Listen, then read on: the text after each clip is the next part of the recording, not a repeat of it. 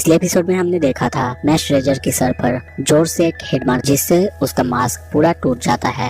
अब आगे रेजर के मास्क टूट चुका है। अब हमें उसका चेहरा क्लियर तरीके से दिखाया जाता है, पर तभी मैश उसके रेड आई को नोटिस करता है। ये देख के उसे कहता है, क्या तुम रो रहे हो? तुम्हें ये रेड आई, ये डेविल्स आई के बारे में कुछ नहीं पता है? ये सुन के मैश कहता है, नहीं। तभी रेजर कहता है, ये डेविल्स आई है, ये इस दुनिया की सबसे डरावनी चीज है, गॉड्स की बनाई हुई मैजिक के ये बिल्कुल उल्टा है। ये रेड आई सामने वाले मैजिक यूजर से उसका मैजिक थोड़ी देर के लिए खत्म कर देता है। ये सुन के मैश कहता है, मुझे माफ करना, पर मुझे तुम्हारे लिए बुरा लग रहा है क्योंकि तुम मुझ पर ये ताकत का इस्तेमाल नहीं कर सकते। तुम्हारे जैसा कोई मुझे नहीं समझ सकता, पैदा ना होना कितना ज्यादा बेस्ट होता है। ये कहते ही वो अपना हमला रेडी करता है। तभी हम उसका सेकंड मैजिक जो कि बहुत बड़े से फोर्स फील्ड होता है और उसके अंदर मैश और रेजर को देखते हैं। मैश के ऊपर हम एक एरो को देखते हैं। तभी रेजर बहुत तेजी से मैश पर हमला कर देता है और उसकी स्पीड को देख के मैश बहुत ज्यादा शॉक होता है।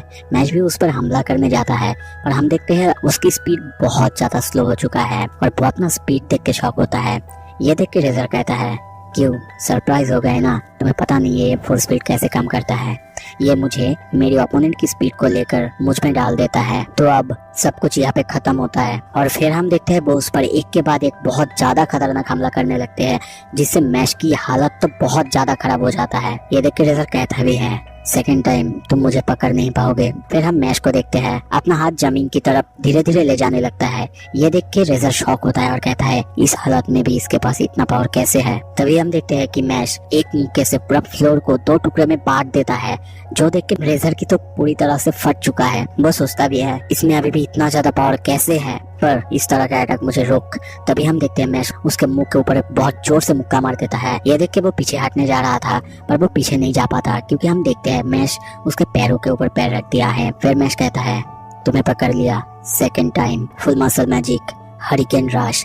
और ये कहते ही वो इतना जोर से उसके पेट में मुक्का मारता है, रेजर की आंखें तो जैसे बाहर ही आने वाला होता है। वो बिजली की तरह उसका खुद का ही फोर्स फील्ड तोड़ते हुए ऊपर दीवार पे जाके लगता है। तभी रेजर सोचता है, उसके ओवरवेलमिंग पावर के वजह से मेरा फोर्स फील्ड टूट गया। मैश उसके पीछे से आके उसे फिर से जोर से मुक्का मारता है और वो नीचे गिरता है। एक के बाद एक मैश उस पर अब हमला करते ही जा रहा होता है और वो भी अपना तलवार से मैश पर हमला करने जाता है, पर मैश तलवार को भी पकड़ के तोड़ देता है। इससे रेजर तो जैसे टूट ही जाता है और वो सोचने भी लगता है, इतना पावर कैसे? हम दोनों के बीच इतना डिफरेंस। इसी बीच मैश एक के बाद एक उस पर हमला कर ही जा रहा था। तभी हम देखते हैं कि मैश उसे ऊपर से जमीन पे बहुत जोर से पटक देता है। इसी के साथ रेजर हार जाता है। हारने के बाद रेजर को हम नीचे जमीन पे गिरा हुआ देखते हैं।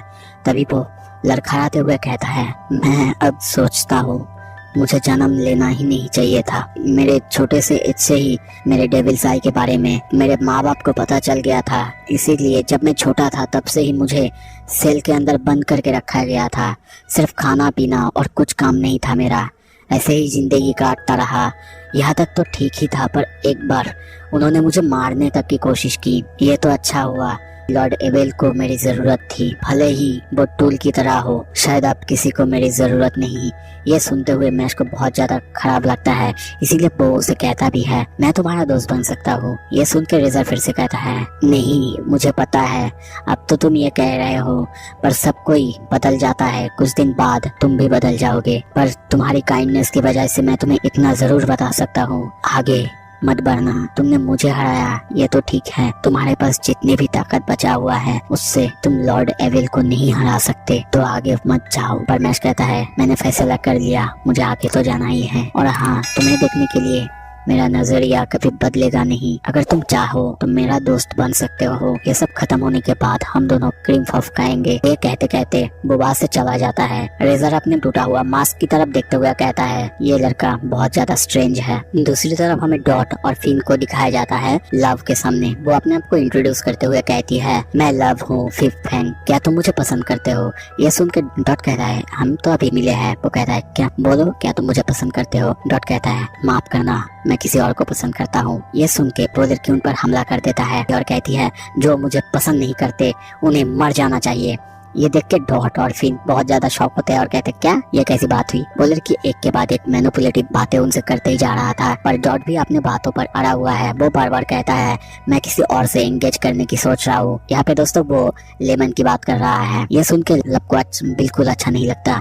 वो अपना टॉर्नेडो अटैक डॉट पर कर देता है, जिससे हम देखते हैं कि डॉट का हालत बहुत ज्यादा खराब हो जाता है, पर फिर भी वो नहीं मानता है। फिर वो लड़की कहती है मेरे पापा कहते थे कोई अगर तुम्हें पसंद नहीं करता तो उन्हें मर जाना चाहिए। डॉट कहता है ये तो ज्यादा ही एक्सट्रीम हो गया, तुम अपने पापा को बोल देना कि उनका ये बात कोई सेंस नहीं बना था। और डॉट उसका ध्यान खींचने के लिए उस पर हमला कर देता है और पीछे से उसका छड़ी को लेने के लिए आता है, पर लब खुद को संभाल के उस पर अटैक कर देता है, जिससे डॉट का हालत बहुत ज्यादा खराब होता है। उसका सर का जो बेल्ट था वो भी गिर जाता है। ये देख के लब हंसते हंसते कहने लगती है तुम और तुम्हारे सारे दोस्त बहुत ज्यादा वीक हो, स्पेशली वो मशरूम हेड। क्या तुम्हें पता है 4 नंबर फैंग वो उसके पीछे ही गया है। अगर 30 मिनट के अंदर तुम उसे बचा नहीं सकते तो वो उसे स्टैचू में बदल देगा। और तुम्हारे ये वीक दोस्त के लिए मुझे बहुत ज्यादा बुरा लग रहा है। पर दूसरी तरफ हम देखते हैं डॉट की हालत अब इतनी ज्यादा खराब है, वो लगभग बेहोश होने ही वाला था। और वो मन में कहने भी लगता है मुझे नहीं लगता कि मैं बच पाऊंगा, इसकी पावर मेरी पावर में तो बहुत ज्यादा फर्क है। तभी उसके थोड़े से पास्ट को दिखाया जाता है। डॉट जब 8 साल का था तब दिखाया जाता है दूसरों की कोई भी बात मान लेता था, उनसे झगड़ा नहीं करता था। ये देख के शायद उसकी माँ ने उससे कही थी तुम्हें तुम्हारा कोई असली दोस्त मिलेगा, वो तुम्हें इस सब से बचाएगा, वो तुम्हारे लिए गुस्सा होगा, वो तुम्हारे लिए खुश होगा।